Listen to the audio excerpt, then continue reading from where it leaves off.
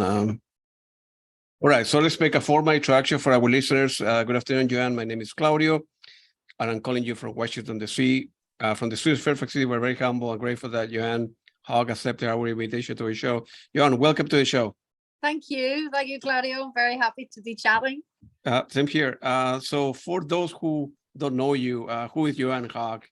In a couple of minutes, In a nutshell. In a nutshell, correct? Yes. Yeah, Joanne Hogg. I am. Well, I am near the end of my 50s. Yeah. Let's just say I have a big birthday next year.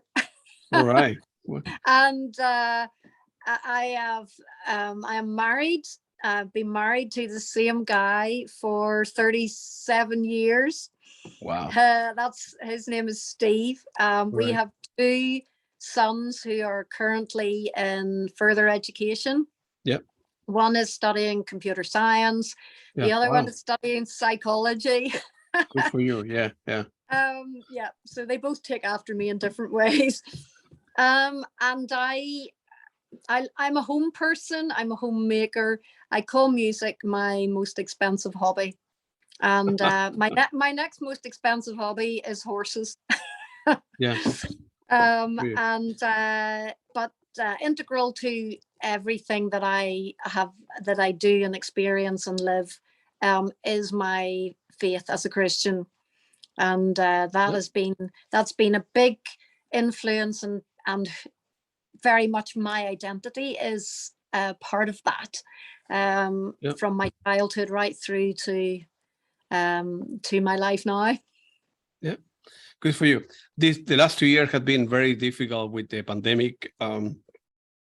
Whether you believe in the vaccine or no, it's not my business. But how COVID, affected you, your sanity, your family? How you holding up? If you're a touring musician, you couldn't tour, so you couldn't make any, earn any income. So a lot of bands that are having to view one away. They went back to school, they got different job because music wasn't bringing any money, right? And then they have how you holding up with the COVID? Well, the pandemic for me kind of the timing of it was interesting because I was just on the verge of what I would call a sort of existential crisis in my life of really questioning my faith and what did I really believe and why. And so I found that, with the start of lockdowns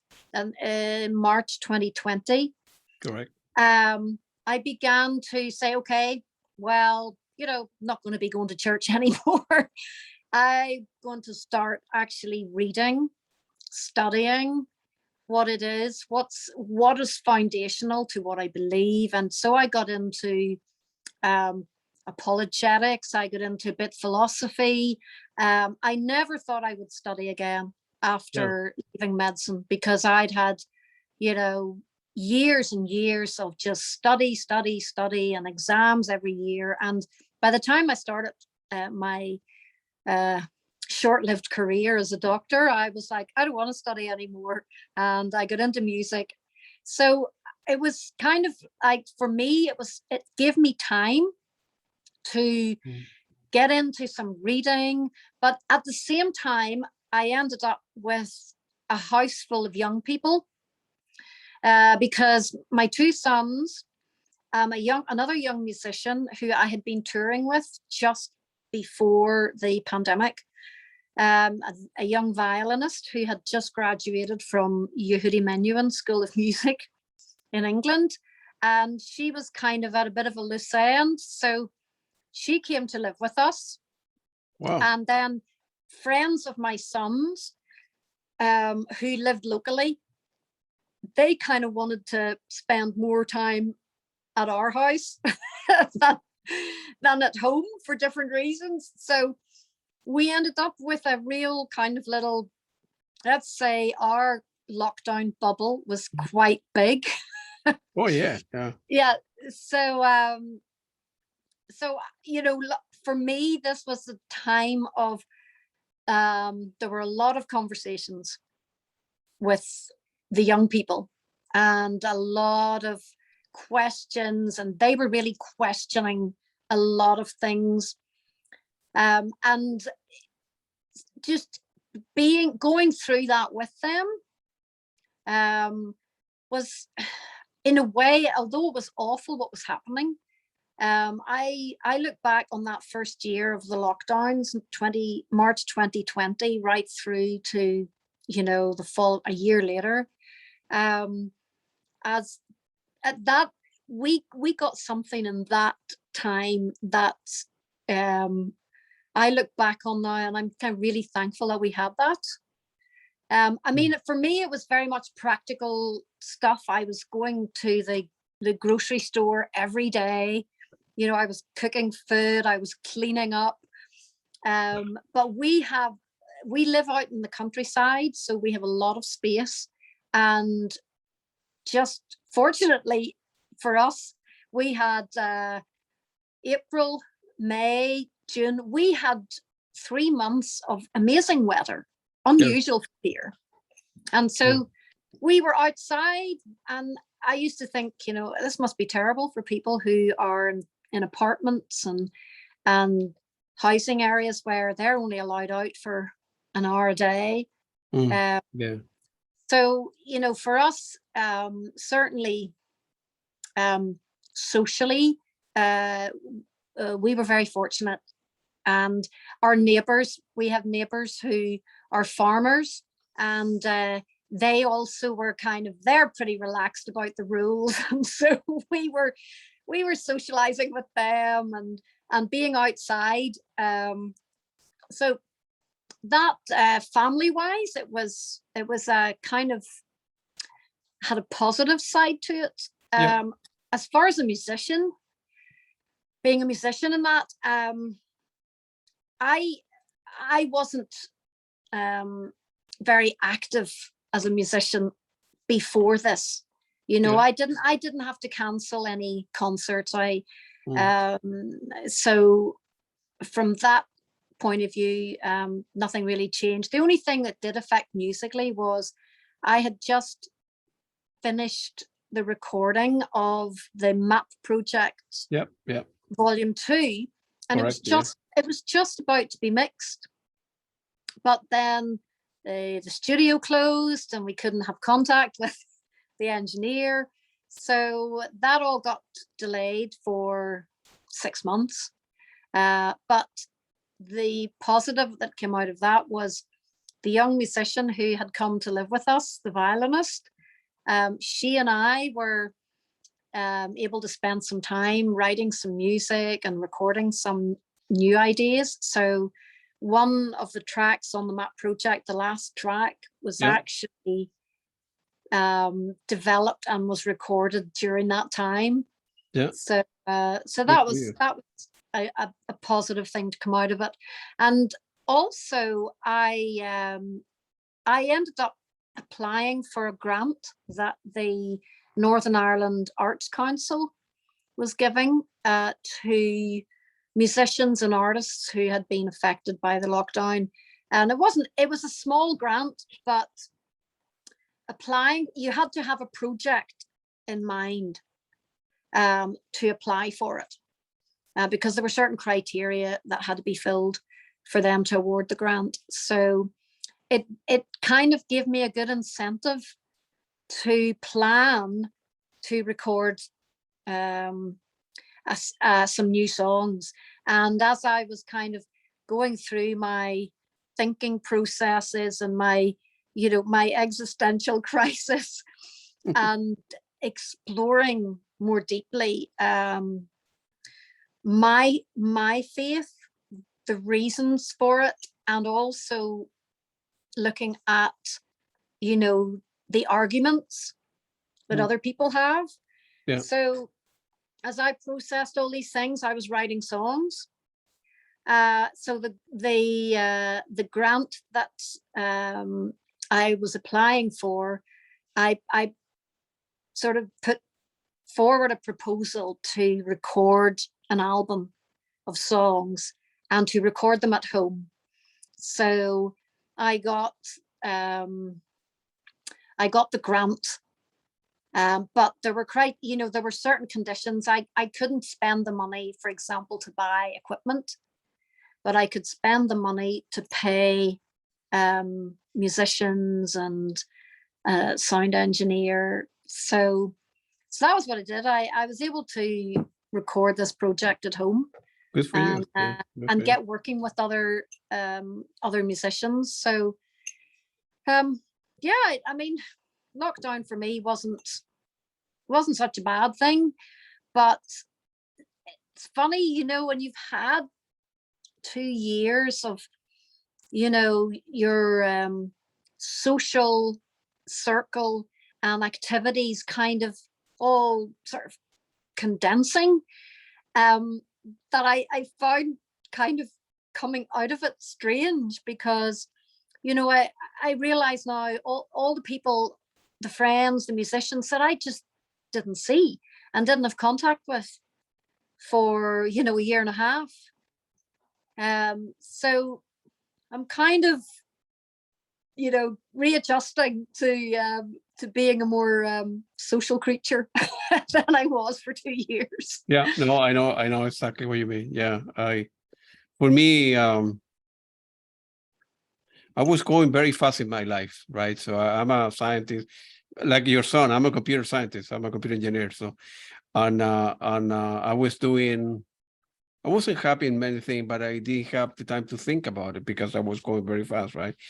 And in a way, began working from home, and then I decided to open the radio and YouTube channel, and I began listening to my music, and I understood that, one, that I was very lucky to be alive, and two, I have time to, like they say here in the United States, smell the roses, right? So, and I give me a different perspective in life. So in many ways, I'm very grateful, and I feel stupid saying this, but it was good that happened in the way that not that many people, 1 million people die here in the United States, many million, but that I slowed down my life, so what is important in my life, changed things, and readjusted my life accordingly. So I'm very lucky now to be alive, and I apply all the vaccines. So, and I'm not a musician. I'm a consumer of your product. So, and I have a big visual collection. So I'm a very lucky person. Not many people are very lucky in their life. So I'm very lucky. So, and so I'm happy for that. Were you born like in a musical family? How old were you when you perhaps began, I don't know, taking piano lessons or guitar lessons? Well, I was born. My parents had 5 children before I was born. Wow. So, and I was born, I was like a late child. So my mother was already in her 40s.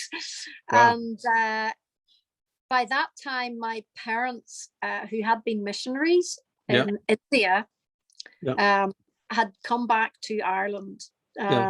To live permanently in Ireland. And there definitely was music in my genes, I think. My father was a boy soprano soloist. So and he won some competitions when he was like a teenager. He had a soprano voice until he was 17. I think his voice did not change until he was 17. Yeah. And my mother also sang with her 3 sisters, but in a church context. I got you. My mother was a nurse. My father was a minister, but we always sang together. And my mom said that I, as a little child, before I was talking, I was singing. Wow. She said I would stand up in my cot and I would just make these little sounds that were musical. There were no words, but I was just good singing. For you, man. Yeah, good for you. Yeah. So she says I sang before I talked. But I was, I would like just climb up on the piano stool when I was like 4 or 5 years old, and I would just play little notes. I didn't start lessons until I was about, I think, nine or 10 years old. And I went to a piano teacher for 4 years. Yeah. So during those 4 years, I did like the first 5 music examinations. And then I got to the stage where that teacher wasn't really taking me any further. And for me to have continued with a more advanced piano tutor, it would have involved me traveling from our little town where we lived to Belfast. Yeah. And it wasn't practical for my parents to facilitate that.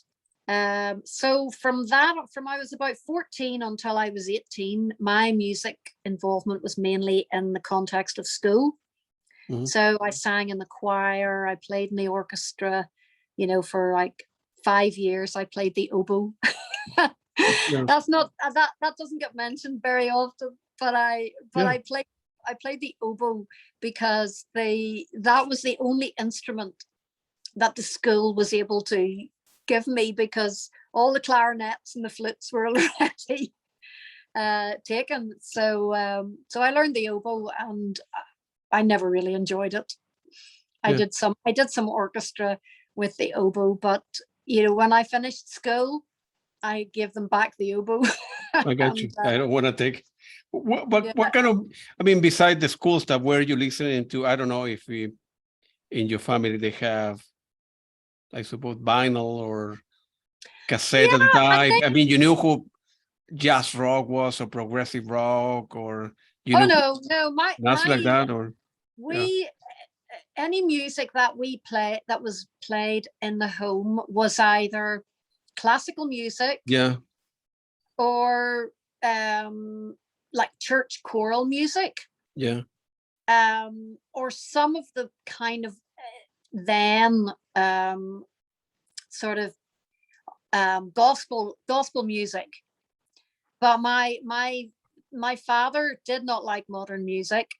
If he ever heard anything on the radio or the TV, he was just like, "Oh, why are you listening to that rubbish?" So yeah, I would say the music that I heard at home was the kind of where the more classical influence came into my playing, because I loved classical music. I mean, I actually really loved the music that my mother was listening to. And then when I went to school, like we had music, we had the kind of pop music in school, and when we got to our last year at school, we had our kind of social sixth form center. We were able to play music there, so we had everything. We had all the kind of the artists in the 70s, 80s. Well, let's see what time, what genre years was that when I was in high school.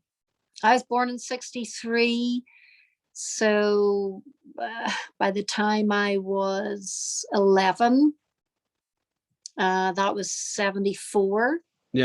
So from the mid 70s through to the early 80s, that was kind of the music I was listening to at school. The Led Zeppelin, Pink Floyd. Yeah, we used to watch. We used Genesis, to watch the Who, many great bands, many progressive bands actually. Yeah, like and Kate Bush and Judy Duke. Those, I mean, I Johnny remember, Mitchell and all the. Yeah, I remember watching Top of the Pops at home when my dad wasn't around. How would you remember when eventually, right? So since you are like a missionary child, and then you began liking more music, and you knew that you have a great voice, right? You remember having like a conversation with your dad? I know that we'll talk later on that you end up going to medical school, but it was difficult for you to like be open with your dad, or more strict about that. I will go to school and I have good grades, but on the other hand, one hand, at home, Christianity and believing was important. On the other hand, the other side of you listen to music and you say, man, I have a voice and hanging out with those boys. They're Well, contradictory. I mean, it was like a yeah. contradiction See, on your head or no? here's the thing. When I was a kid, Yeah. going to school, like all the way through my teens, I never I never thought about music or singing or any of that for my future. Wow. I actually never even really thought I had a voice. Really? Wow. As a teenager, I was very insecure. I had no confidence whatsoever. I would get asked to sing solos at the school concerts, and I really didn't want to do it. But I would be, I'd be coerced, persuaded to do it. And I never really thought of myself ever being a singer at that stage. Yeah. So there was no conversation really with my parents at that stage. From I was 14 years old, I wanted to be a doctor. Wow. I came from a medical family. I had 3 older siblings who all studied medicine. Yeah. And there was no coercion from my parents to follow that path. If I had wanted to study music and literature and as a teenager, I don't doubt that my parents would have been totally supportive. Yeah. But I was in a school where they kind of influenced you. If you were capable of getting good grades in science subjects, it was the kind of school that wanted to get good science results. Yeah. So there was more pressure really to go that direction from school, but I was happy to, because I thought, well, I want to be a doctor. I want to help people. I like the idea of helping people. And, I was one of those kids that was always bringing home like injured animals, Yeah. And wow. And maybe I should have done veterinary, but I kind of like that whole sort of caring, rehabilitating creatures. Yeah. So, medicine was kind of like an easy choice for me. I never really agonized over it. Yeah. As a teenager. Yeah. In my family, we're only engineers. My mom, my parents, my sister, the other, I married an engineer, nieces, nephews. My son will become one, and I don't know, we're kind of growing up with kind of math and physics kind of easy, and it was the path, engineering, I suppose. But I knew inside that I have interest in other areas as well. So in a way, I studied engineering my parents were happy, and I picked computer science, which I really like it, and then I study other stuff after that. And I've been, as I say before, very lucky in my life. So you entered medical school and you were doing it well, you're doing okay, and then eventually something happened in one particular summer, and it was an event in DeBron, Holland, Christian artists getting together, and then that summer changed your life forever. If right, so feel free to. All my questions are open-ended, so feel free to elaborate. Yeah. I mean, that was the kind of there was a shift there, but before that, when I started into the medical school in Belfast, in the first year, one of your main subjects is anatomy. I got you. Yeah, and the medical students did dissection. Yeah. Of human cadavers. Yeah. So every I think it was a Friday, but it was like a morning, and you went to the lab and you were there for like 3 hours. Yeah. the professors would come in, they would tell you what you were to do that in that session, and then they left, and there were six students to each body. And it wasn't that I was like squeamish, or I didn't like it. I was just like, I don't want to be a surgeon. I don't need to do this to learn anatomy. I can learn enough anatomy from textbooks. So I would sign into the anatomy class. And then after about 15, 20 minutes, I left. And about a 3-minute walk, there was a church with like a student residence center. And I was able to get in because I knew a couple of the students that lived there. And they would let me in, and I could go to the church, into the church, and there was an upright piano and great acoustics. Wow. And I would go there on those days, and I would sit, play the piano. I started to write some songs, and so for that year, I had found a place in Belfast where I could go play piano and write songs and just be by myself. So that was kind of the songwriter in me starting to emerge. And by the time I was kind of going into my 3rd year, I was really beginning to think, is this the career for me? Is this how I see myself for the next 25 years? Being a doctor, doing more exams. There was this kind of like, I really love singing and playing, writing songs. Of course, yeah. So I approached the dean of the medical faculty about halfway through my 3rd year. And after the 3rd year, when you did those 3 big subjects, you did anatomy, biochemistry, and physiology. And then you had big exams. And then after those 3 years, then things got really clinical.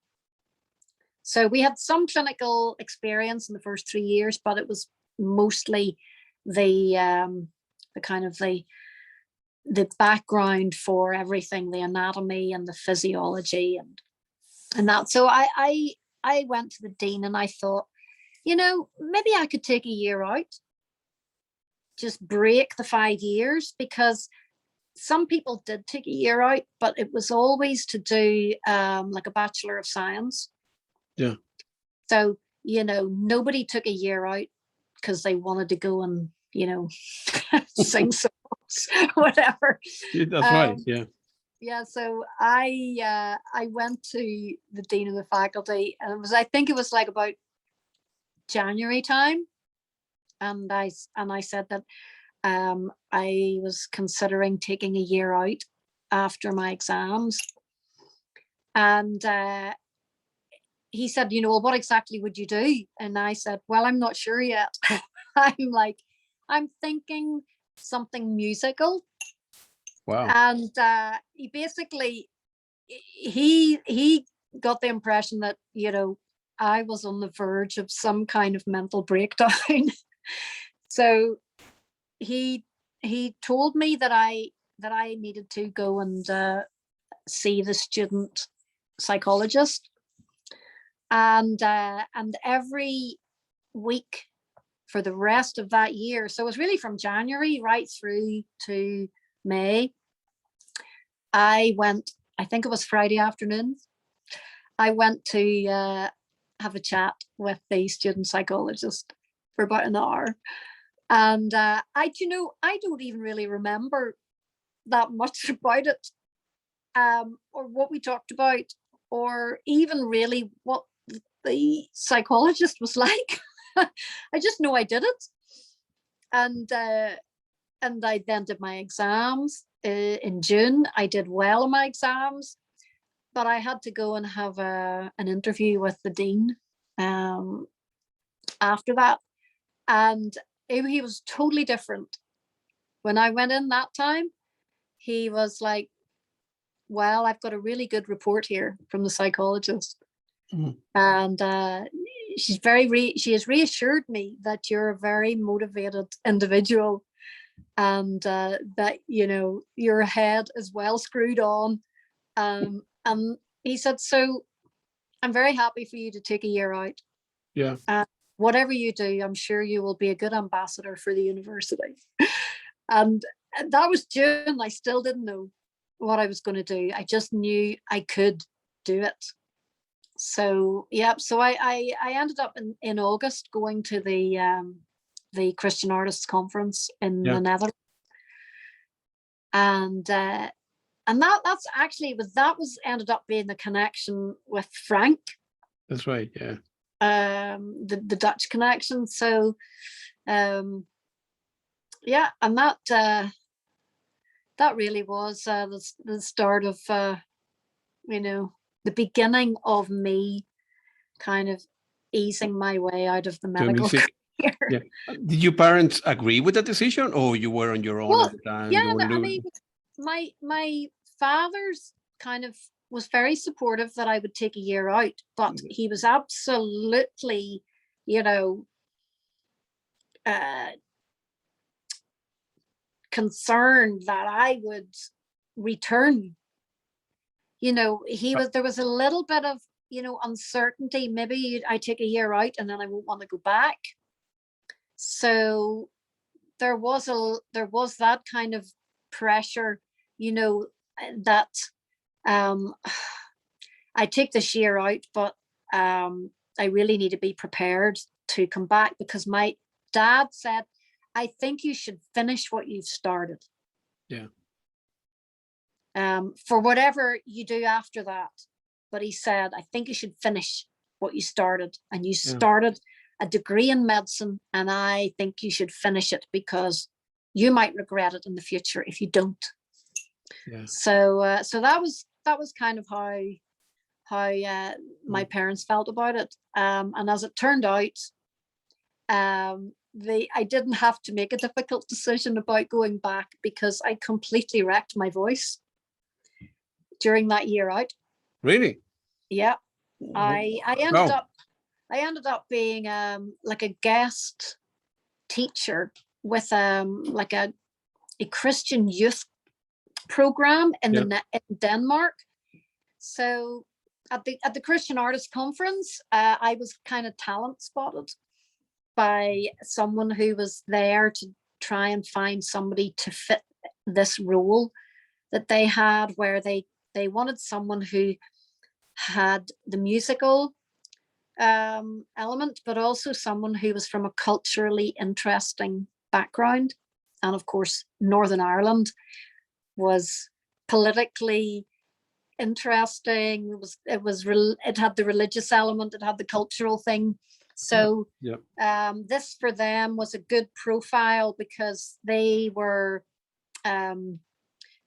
to get me into schools and colleges so I could talk to young people about my background, and I could also do little concerts, and I could give music lessons. So I was really thrown in at the deep end, and it was a lot of using my voice. Yeah. I had never trained my voice up to that point, and I was singing early in the morning. I was talking all day. I was doing like maybe 4 little concerts in the evenings every week. And I started in September. By Christmas, I had laryngitis. I lost my voice. So I rested it. I returned to Denmark in like after about a month. And within 6 weeks, my voice completely went. I was singing. I was giving a little concert. And in the middle of a song, my voice literally just stopped. I could feel it getting like hoarse. Yeah. But I literally got to the point where I just could not make a note. I couldn't sustain singing a note with my voice. Yeah. So I came home and I saw ear, nose, throat specialist, and they told me I had nodules on my vocal cords. Wow. So at that point, I stopped talking. For like a month, I really hardly talked at all. And they advised me no singing for a year, no shouting. Just don't abuse your voice in any way. But after a month's rest, I had my voice back, and so I wanted to go and finish the year out in Denmark. So I did return to Denmark, and I was singing and doing the job for about another 6 weeks. But by that stage, I had kind of realized that, I do need to go back and finish medical school.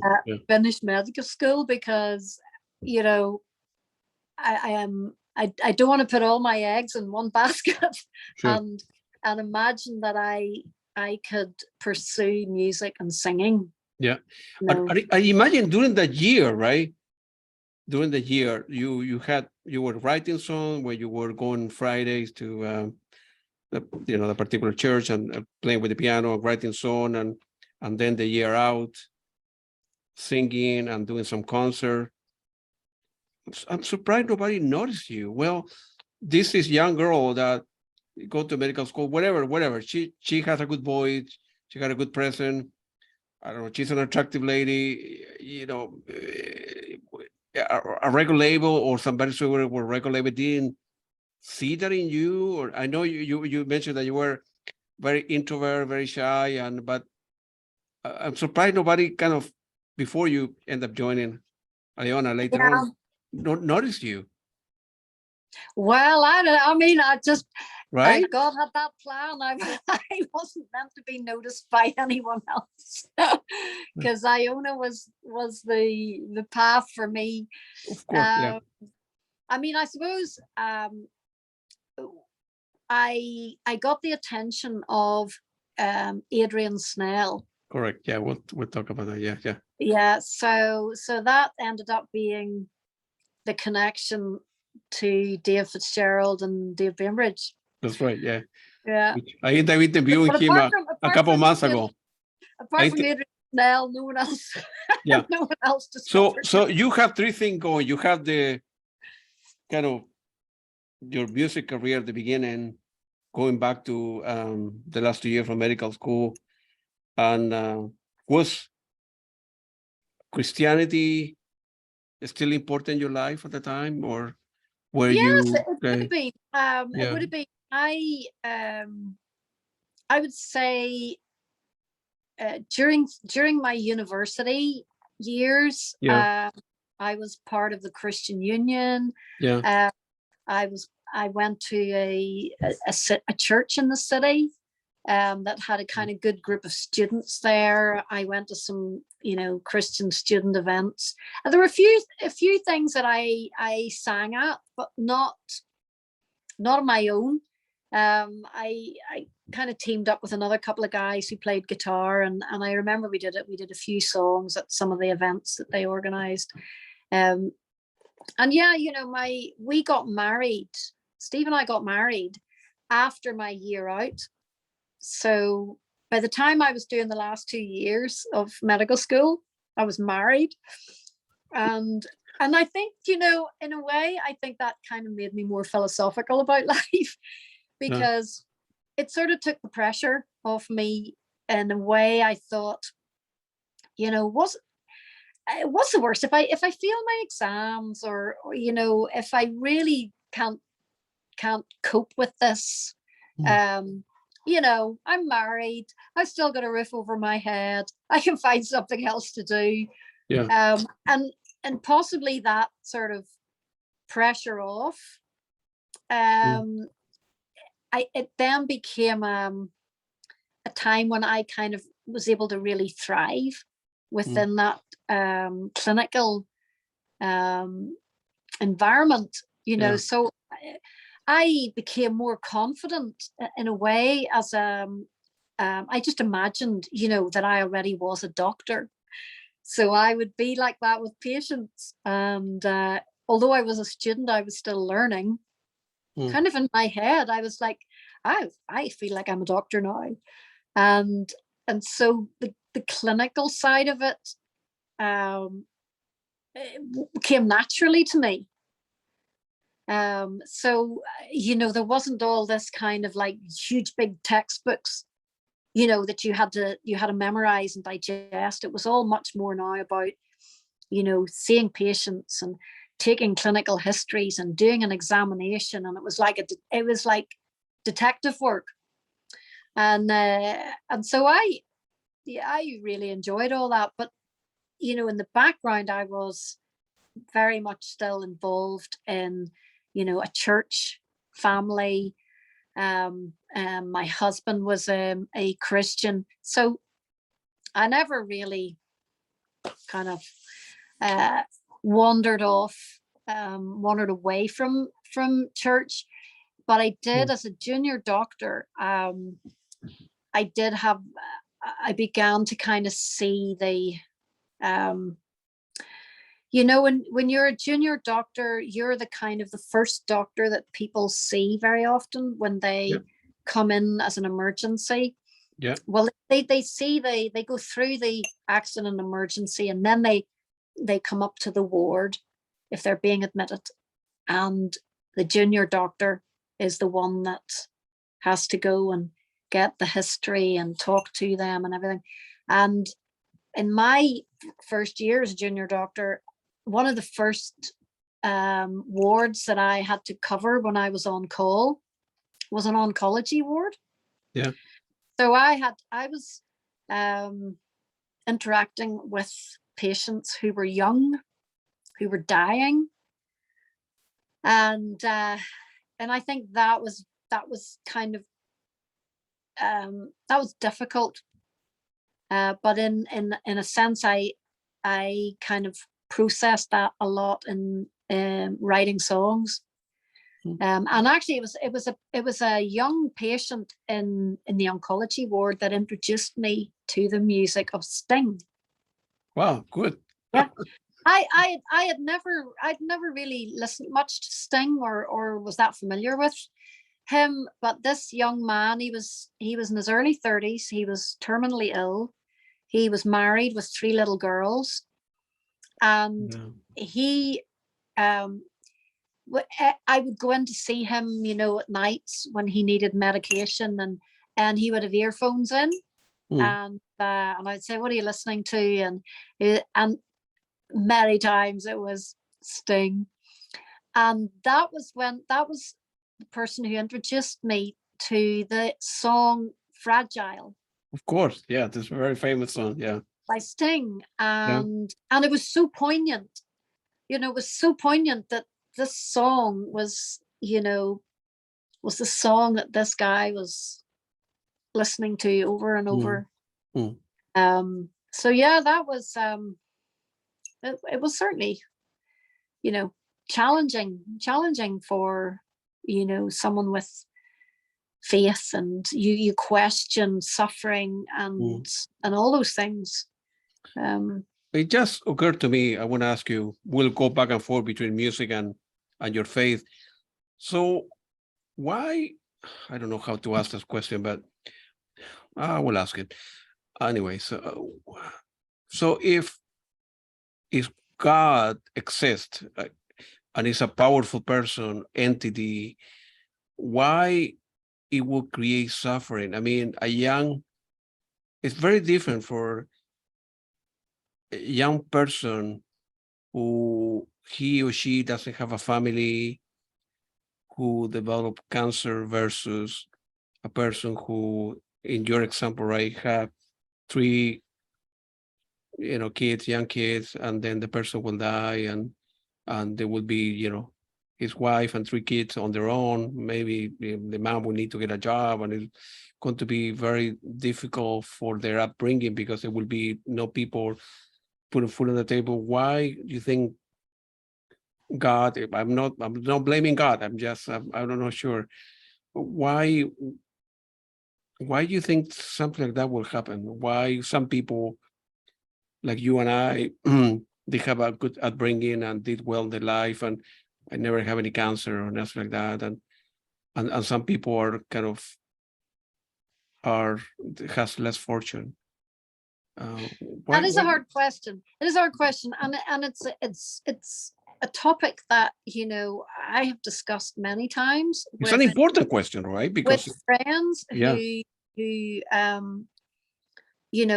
in a way they kind of like, well, if God exists and I blame him for this, yeah, or I just don't get that whole suffering thing. But I think it's the way I kind of come to terms with human suffering yeah, is it's like I believe that God didn't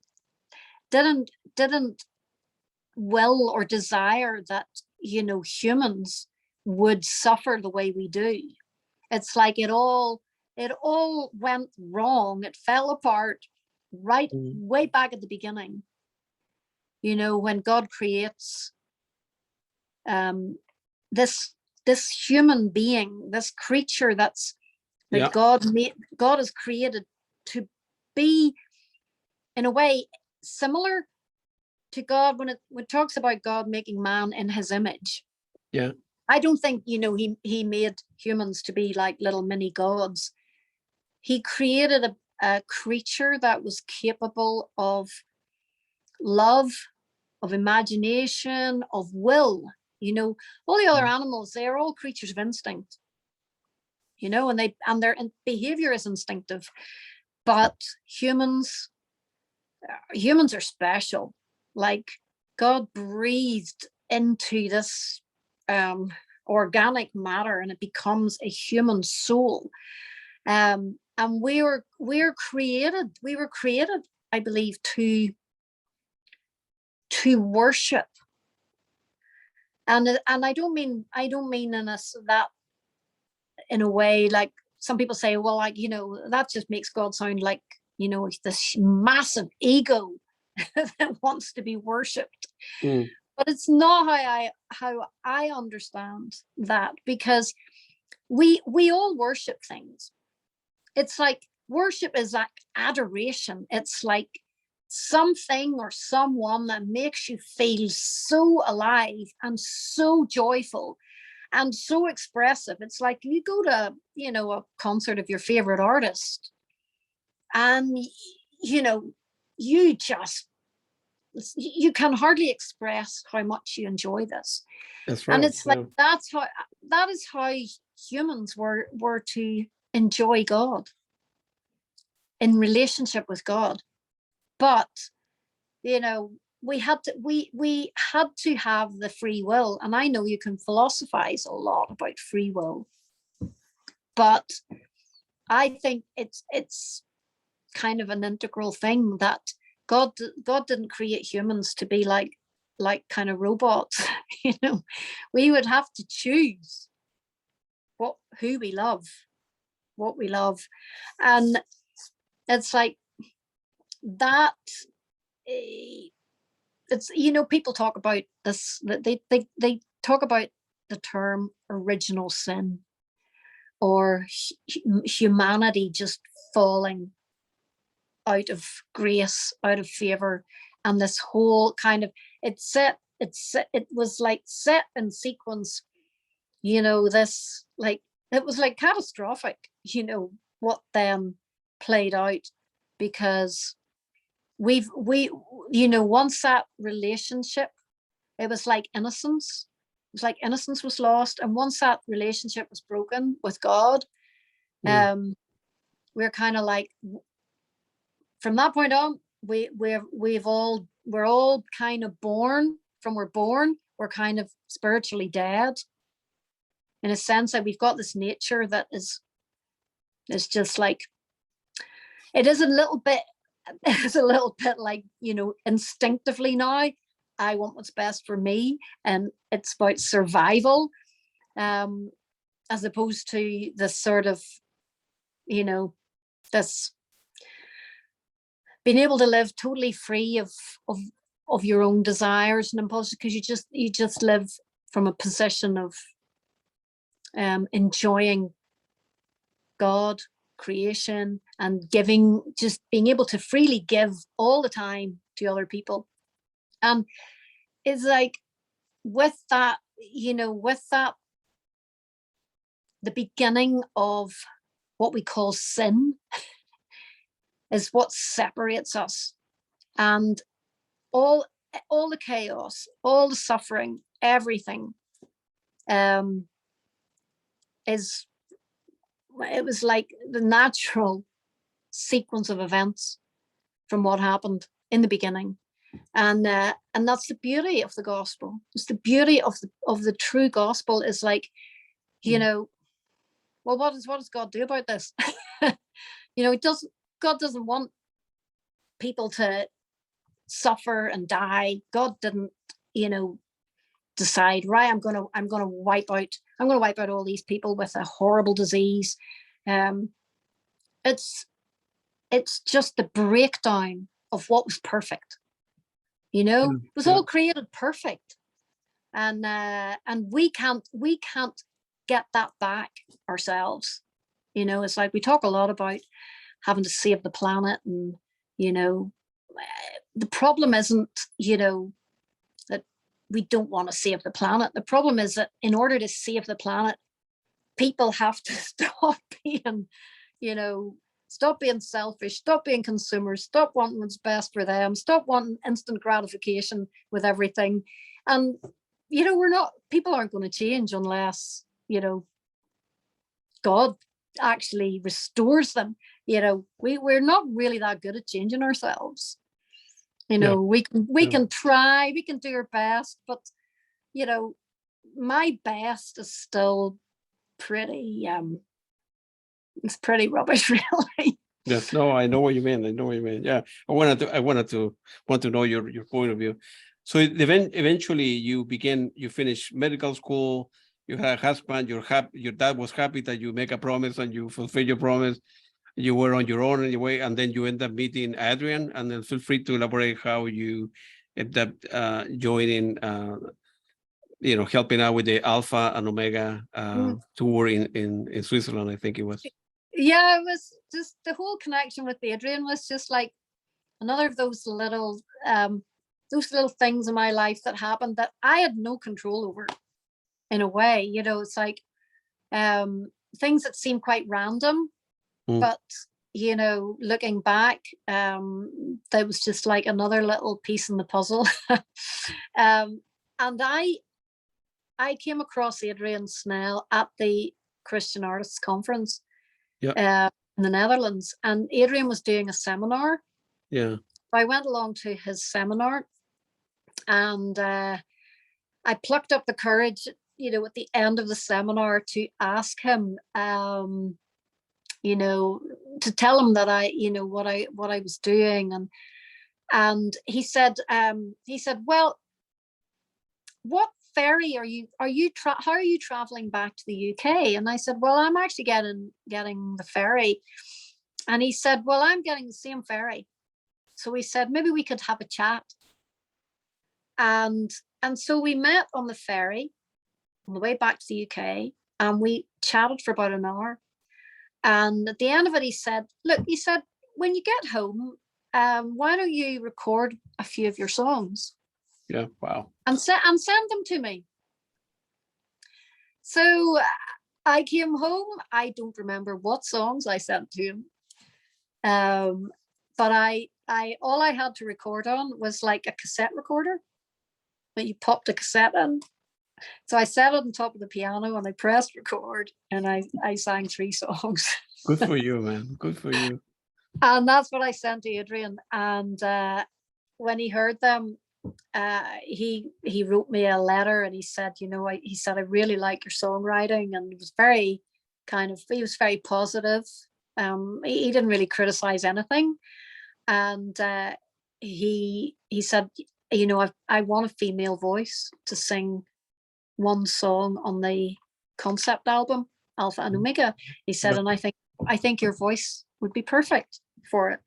Wow. So then I then went to England to record the song, and Dave Bainbridge was engineering it. So he Wow. was recording it. I think it was in his house in Leeds. Yeah. And then after it was recorded, then Adrian invited me to perform it at the premiere. Yeah. Which was the Hammersmith Odeon in London. So I couldn't believe I was actually going to be singing in the Hammersmith Odeon. My God, man. Wow. And, Yeah, that's a famous place. Yeah. And then, and Adrian also said, like, you know, I'd like you in the first set to sing a couple of your songs as a kind of like part of the warm up. So I can't remember what songs I sang, but I remember at the sound check, Dave and Dave were in the band, and after we'd done the sound check, we kind of did a little bit of jamming together. And then after the premiere, then Adrian asked me to go on a tour that they did in Switzerland. I think it was 4 dates, and David and Dave were on the tour. Yeah. So we kind of did this little bit of jamming in the sound checks, and that was all great. But this was before I went back to medicine. So I still had another 2 years to finish, and then my year as a junior doctor. Yeah. And it was during that time then, so it was like 3 years after Alpha and Omega. The two Daves have formed the duo, instrumental duo, and they've done a few little gigs, but kind of both decided that, you know, this band needed a singer. So yeah. So it was, I suppose, by the way, I interviewed Bainbridge like a couple of months ago, 3 months ago. He's a very nice person, very, very, I know he's a very good guitarist and so forth, but he's a very nice human being. I like him. Although, even if he wasn't a great guitarist, and he is still a very nice person, very easy to get along. So I suppose that really created conflict in your life, because, man, I'm playing with this nice guy. We want to make a little bit of money, and I'm going to be flying to London, and I'm studio, and on the other hand, man, I make a promise to my dad.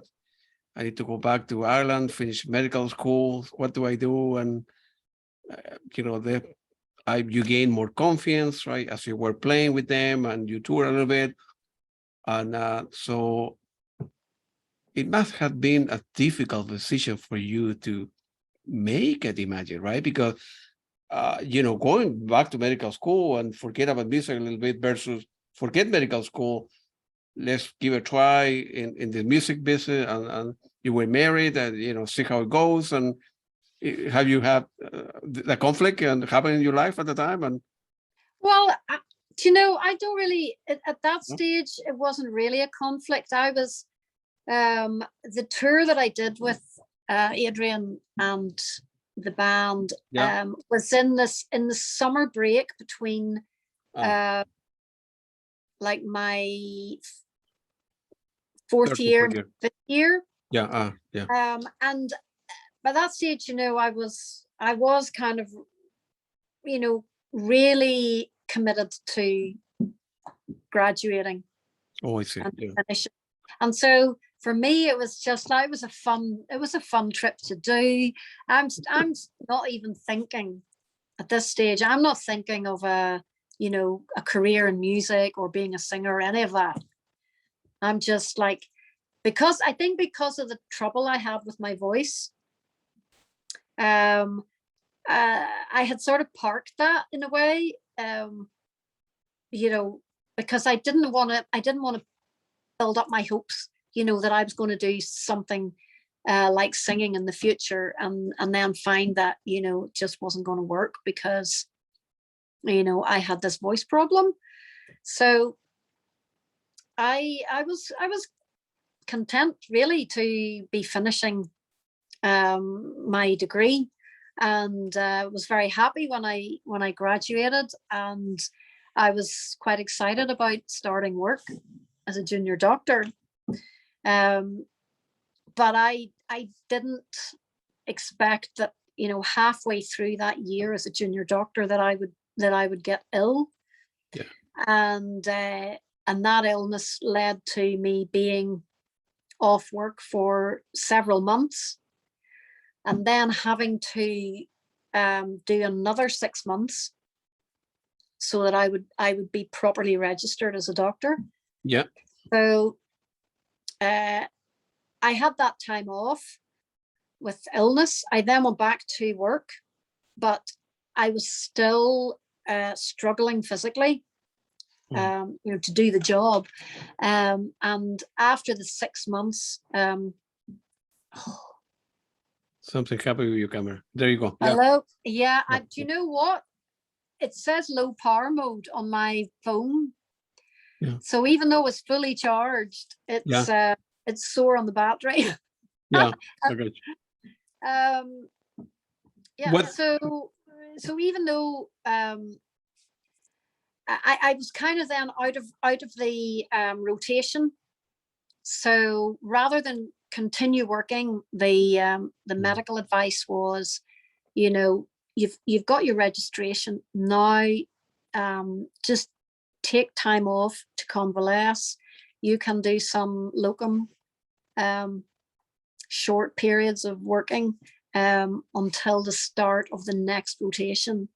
Yep. So that's kind of what I was in. I was sort of I didn't have this dramatic, you know, I'm leaving medicine, I'm going to be a musician. I sort of eased my way out of it. Wow. Because of health issues. Yeah.